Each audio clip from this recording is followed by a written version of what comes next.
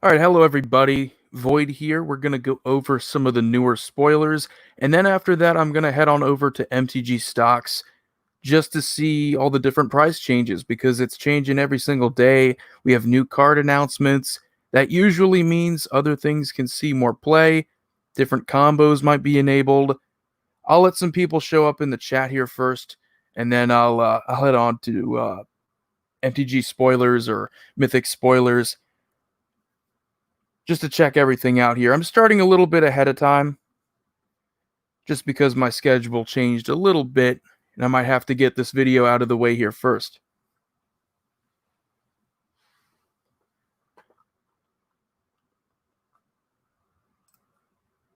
So I'm just going to look on, let me get this full screen. We got 7 people in here. How's it going, everybody? This is the card I think a lot of people are excited about, Fiery Emancipation. Now, I already talked about this a couple days ago, but if a source you control would deal damage to a permanent or player, it deals triple that damage to that permanent or player instead.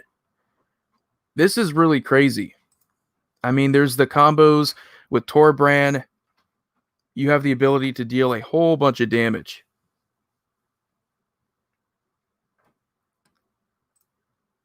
And I think we got some other cards here today. Today or yesterday, I might have missed. We get a new Garruk. We get Garruk Unleashed.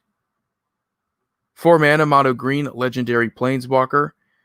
You get +1 up to 1 target creature gets +3/+3 and gains trample until end of turn. -2, create a 3/3 beast creature token. Then if an opponent controls more creatures than you, put a loyalty counter on Garruk Unleashed. Alt is a -7. You get an emblem with at the beginning of your end step. You may search your library for a creature card, put it onto the battlefield, then shuffle your library. That alt being probably the best thing about this Garruk. Again, I've had my opinion about these newer planeswalkers. They kind of get watered down. It gets repetitive, and all it really is just a card with abilities that you've seen before in other cards. But it's still cool to see Garruk. I mean, we got Garruk in Throne of Eldraine, and I think a lot of people were panicking because it had been, I think, 3 or 4 years since we'd seen him before. Let's see if anybody showed up in the chat. Got 7 people here, but I don't see any comments.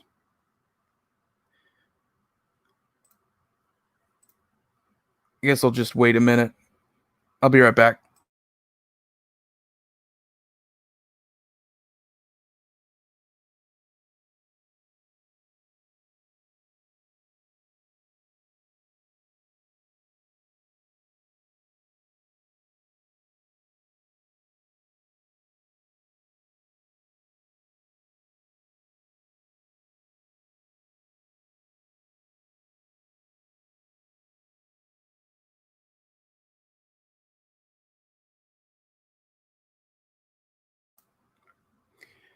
I can see comments on my YouTube, but I don't see it in StreamYard for some reason. Let me refresh it real quick. It's going to kick me out, but it might improve the experience.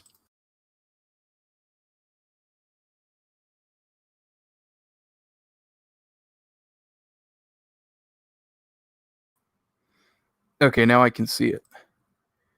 Goat Guy, how's it going? Brendan Wu, hello? Now it stopped sharing my screen. I'm going to have to share it again. But I'm getting used to this now. It's getting a lot easier for me. There it is. Let me full screen it again. Thank you guys for showing up. I started a little bit earlier than usual. Just trying to get this, trying to get used to a schedule where I do one of these a day. I don't think I'm going to do this one for long. It might just be 30 minutes, 40 minutes. But the next card is Garruk's Harbinger. Harbinger? I think it's Harbinger. I remember Harbinger from Mass Effect, and that's how they pronounced it. So 3 mana, green creature, green beast, hexproof from black. Whenever Garruk's Harbinger deals combat damage to a player or planeswalker, look at that many cards from the top of your library. You may reveal a creature card or Garruk planeswalker card from among them and put it into your hand. Put the rest on the bottom of your library in a random order. So, decent creature. I think it might be in a dual deck. Looks like something you'd see in, not a dual deck, a planeswalker deck, because they have that interaction with the planeswalker. But I think this is one of those cases where I'm looking at the number, and it looks like it's from the main set. We get this, who is she? Subira Tulzidi Caravaneer. You get all these interesting names. That's something Wizards of the Coast they're used to doing. They're just making up their own names. I've never seen a name like that before, so I apologize if it's actually someone's real name. Legendary creature, human shaman, 3 mana, red. She has haste. You can pay 1 mana and another target creature with power 2 or less can't be blocked this turn. And you can pay 1 and a red and tap her to discard your hand until end of turn. Whenever a creature you control with power 2 or less deals combat damage to a player, you draw a card. That's actually really good. If you have a kind of deck that can go wide, if you're playing a human deck, you create a lot of those tokens with what's her name? Is it Najila? Anyway, it's a deck where you can go wide with a lot of creature tokens, and if you can deal a lot of combat damage, you can make up for discarding however many cards were in your hand. So it's a solid card. Now, people were talking about a spider yesterday. This is Spore Silk Weaver, 3 mana green spider, reach and hexproof from blue. I like that it's hexproof from a specific color. It makes it less broken. Whenever Spore Silk Weaver is dealt damage, gain 1 life and create a 1/1 green sapperling creature token. I think this, some people were talking about a spider and it might combo. This looks like something that could combo. If you can just, I don't know. Some people were getting excited about it for some reason. Let me check the chat. Oh, wow, a lot more people showed up. Glad you're back, man. Thank you so much. Looks cool for a Nikia deck. I think I remember Nikia. Not exactly, but I've heard of that name. It's Teferi's wife. Oh, so this is Teferi's wife? This will end up in the Najila CEDH. You think so? It's kind of hard to gauge what is competitive and what's not anymore, because I see so many weird cards end up in competitive EDH. Seems good for Tana Bloodsower. You're going to have to remind me which one that is. I remember Tana. I remember hearing the name. Hello, and this set is weirdly OP. Yeah, you get a lot of especially the getting triple damage. That enchantment is ridiculous. It's a master set. Yeah, I mean, it looks pretty powerful.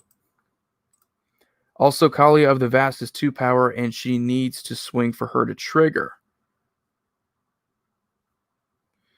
So you're thinking, Daniel, that this could be good in a Kalia deck? It's been a while since I played Kalia, but from what I remember, it's just mostly angels, demons, and dragons. So this could be a good supplemental creature for that strategy. A nerfed Masters set. Yeah, because they have Grim Tutor. You get a lot of good reprints like Ugin. But it seems like the power creep in Magic the Gathering, it's just getting worse and worse.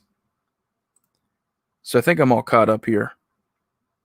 Thank you all for showing up. We got, what, 15 people? 15, 16? Let's continue on. Thieves Guild Enforcer. We get a 1-drop in black. She's a human rogue with flash, and whenever Thieves Guild Enforcer or another rogue enters the battlefield under your control, each opponent mills 2 cards. So, very solid 1-drop for mill if you want to do that. As long as an opponent has 8 or more cards in their graveyard, Thieves Guild Enforcer gets +2/+1 and has Death Touch. That's very good, because you need something in the mid game to make this actually good. You need something that you can attack with and likely not have her die. And being a 3/2 with Death Touch means that it's a lot less likely that your opponent is going to block her.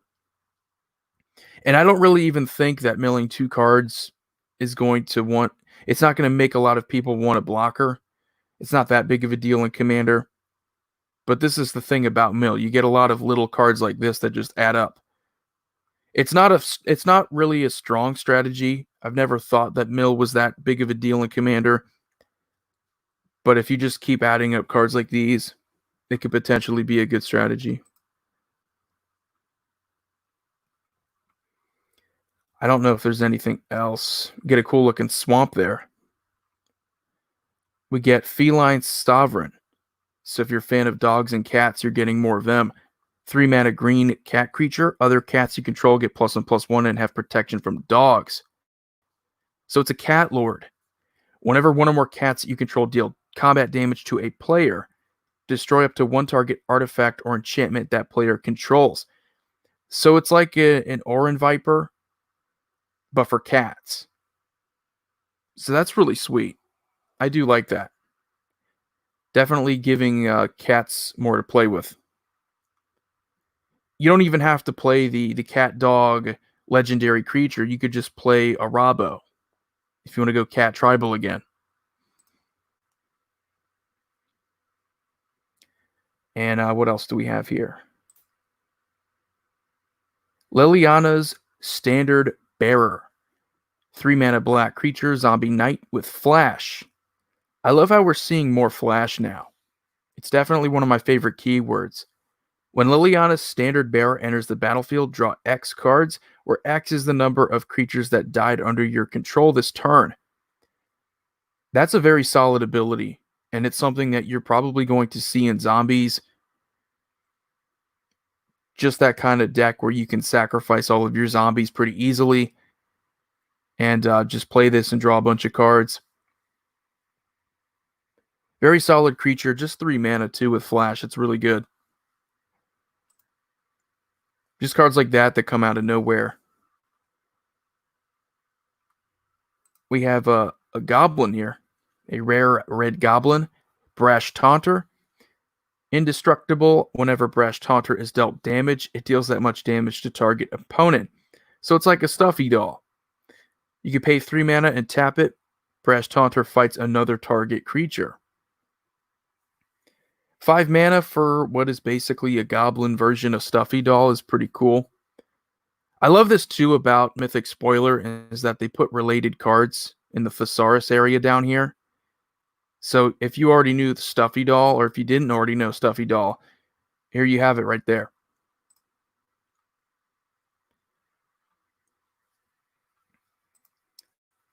So we're getting a new Garruk. Garruk the Spiteful. 4 mana black human warlock. Other creatures get -1/-1. That's very simple, but it's kind of old school there when you think about it. It's very solid ability just to give all creatures -1/-1 because you really screw over a bunch of token decks. And again, the Thesaurus coming in handy because I remember the name Garruk, but I wasn't exactly sure which Garruk, because a lot of names sound similar, and it's Garruk the Merciless. Really cool looking card there. When I say old school, I mean you don't see cards that just do one thing anymore like that. Let me just take a break and see what you guys have to see. See what you guys have to say. If I can talk today. All right.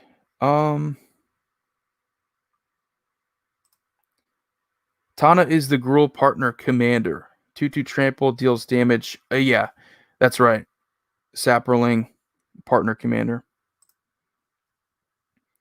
Is this the first set Mill has actually been printed instead of explained? Actually, yeah. That's weird. I just skipped over that. I don't know.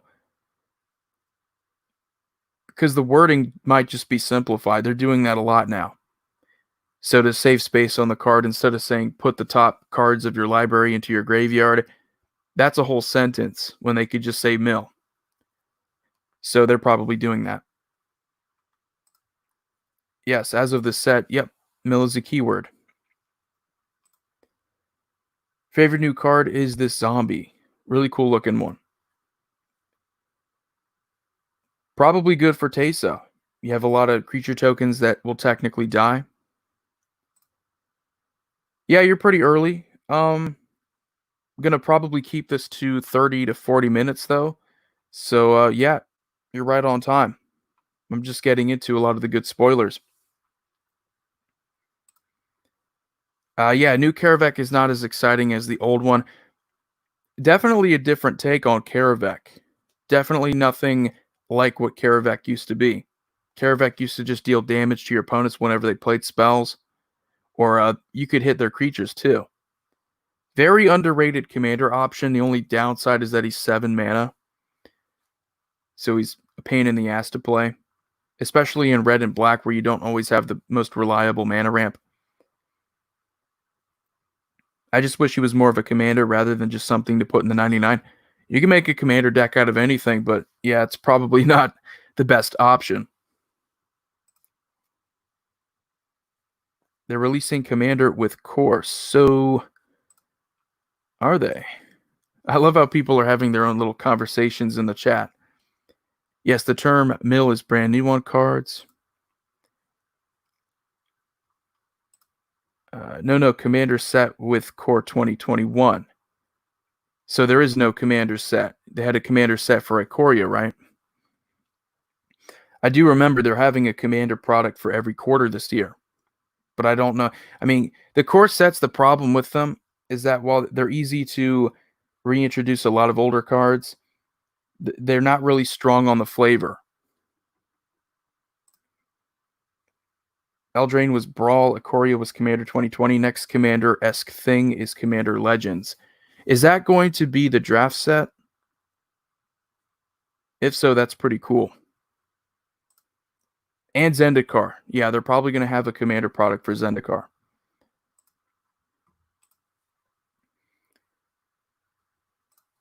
So here we have Nambi, esteemed speaker. Now, is this Teferi's wife? Because here we have Nambi from, I think, last year in Dominaria. Is that what you're talking about? I have no idea. So, white and blue, legendary human cleric with flash. When she enters the battlefield, you may return another target creature you control to its owner's hand. If you do, you gain life equal to that creature's converted mana cost. You can pay 3 mana and tap her to discard a legendary card and draw 2 cards. Another pretty underrated strategy from around the Dominaria block was the whole historic thing. So if you had Wrath Capuchin, all of your historic stuff had flash. That was really underrated, and I actually made some pretty good commander decks with that. So she looks like she could be a pretty good addition.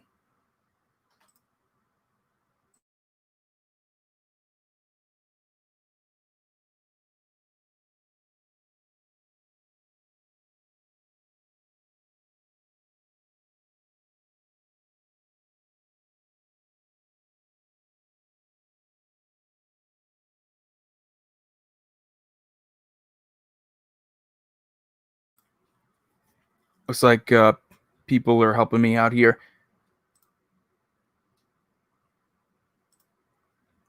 Yeah, there's just not going to be as many precons, from what I understand. 2 more commander decks with Zendikar on top of what we already got. Oh, so that's his daughter. So you have Teferi's family. I know this core set is more focused around Teferi, like with 2020 was more focused around Chandra. So the mono red legend was his wife. So okay, we were right earlier. Cannot wait for the Rin and Siri, the Inseparable, for my next commander deck. It should already be known as Lady in the Tramp. Yeah, that's a pretty cool name for that deck. Okay, so where were we at here? We have Glorious Anthem. Creatures you control get +1/+1. That's a reprint. So this is just like every other Anthem. You have some Anthems that only work for white creatures, but it's a solid reprint. If we're going back to basics, if we have a Karavek that's giving all creatures -1/-1, it seems appropriate to have Glorious Anthem in the same set to offset that. So we have Discontinuity.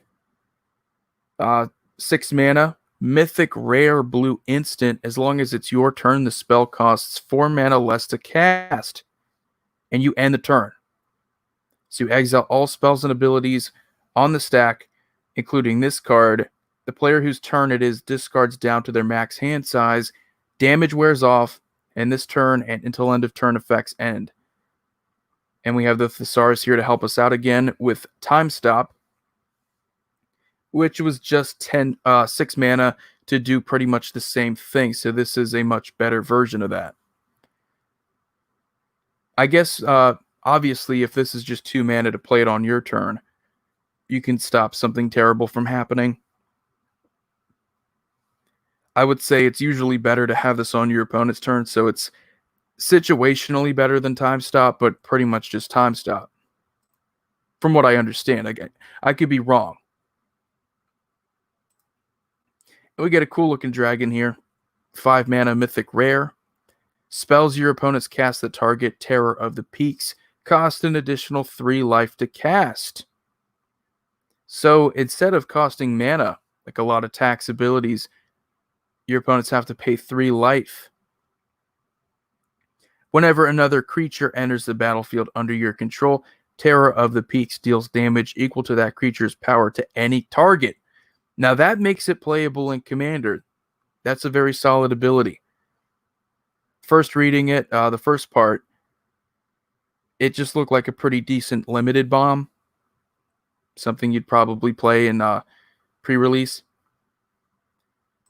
But yeah, that last ability to be able to deal damage whenever another creature enters the battlefield under your control, that's definitely that's something like Perforos, or not Perforos, Warstorm Surge. Very good cards. So I think we're all caught up today. Let me refresh just to make sure. Oh no! We have some few new cards here. We got a rare mono white 1-drop, Speaker of the Heavens. So human cleric with vigilance and lifelink. You can tap to create a 4/4 white angel creature token with flying. Activate this ability only if you have at least 7 life or more than your starting life total, and only any time you could cast a sorcery. That's pretty solid. There's a lot of good life gain decks in Commander, and just a good value 1-drop that'll reward you for having more life by giving you angel tokens. It's nothing super special. I mean, we see this all the time. As far as being a better 1-drop, of course, Sarah Ascendant. But there's like an enchantment that gives you angels for gaining life and a certain amount of life in a turn. So this really just meets par. Not really terrible. I guess if you want to make a life gain cleric deck or a life gain human deck, maybe that might interest you. Let me address the chat here again. And Commander Legends coming out with 2 Precon Commander decks as well. So there is a Commander Legends. Yep, very good dragon. That dragon is going to be perfect for Rurik Thar. Yeah. I remember Rurik Thar. I love, what's the card? Possibility Storm. Possibility Storm is one of my favorite cards. I talked about it all the time within the last 3 years of making videos. It's among my favorite cards because it always has a different outcome in every game. Sometimes you can pair it up with commanders like Karavek the Merciless, so whenever they play a spell, you get more stuff to deal damage to. Really fun card, and it does just absolutely destroy your opponents if you're playing Rurik Thar. So let me go and change the screen again. We're going to go hop on over to MTG stocks, and we'll probably just wrap the video up after that.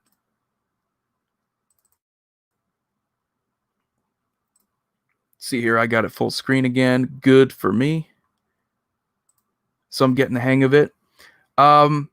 This is a card I talked about before. Big changes since yesterday. Reparations. This is from Mirage. A lot of these older reserve list cards I recommended because while they're not absolutely devastating in Commander, they're still going to have some usefulness. And I don't know exactly the reason why. Maybe some of you might. Some of you might know why reparations went up in price. There might be something to interact with. But whenever a target opponent successfully casts a spell that targets you or a creature you control, you may draw a card. I believe this was errata to say whenever an opponent, because you don't really have this anymore where once you play an enchantment, it doesn't really target, because that would be kind of weird. But this is now a $20 card. You know, sometimes we have reserve list buyouts, and you just see just absurd price spikes for no reason. So I wouldn't really be super surprised about that. We have a lot of the core 2021 cards. Mana Drain from Legends. This is pretty interesting. It went from being 240 to now 320. This is from Legends, so I guess the older artwork, you know, it's scarcity. Let's see if anything changed since last week. So we have Boggart Harbinger from Lorwyn. It's now an $8 card. Must be some new Goblin synergies there.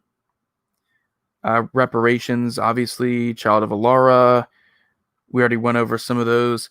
So we have Rolesk Apex Hybrid from War of the Spark is now $4. Not a big change. Kokosho is still nearing 30. We have another Goblin card here. Antes Hovel. This went from being 12 to over 20 now. Lifeblood Hydra, very good card. Went from 8 to now 13. Alenda still going up, or still around 30, I should say. Every version of Kokosho is going up. Just a very good card in Commander. Cabal Coffers from Plane Chase is $100. I don't know if I read that before. I remember it going up. I don't remember it going up by that much. Tolarian Academy, for whatever reason. Yeah, it looks like we're getting more Goblin cards going up. It's not by much, but $4 for a Goblin Recruiter from 6th edition. Protean Hydra. We get some Hydras now. But anyway, that looks like the majority of what's going up here. Looks like there might be some more Goblin strategies.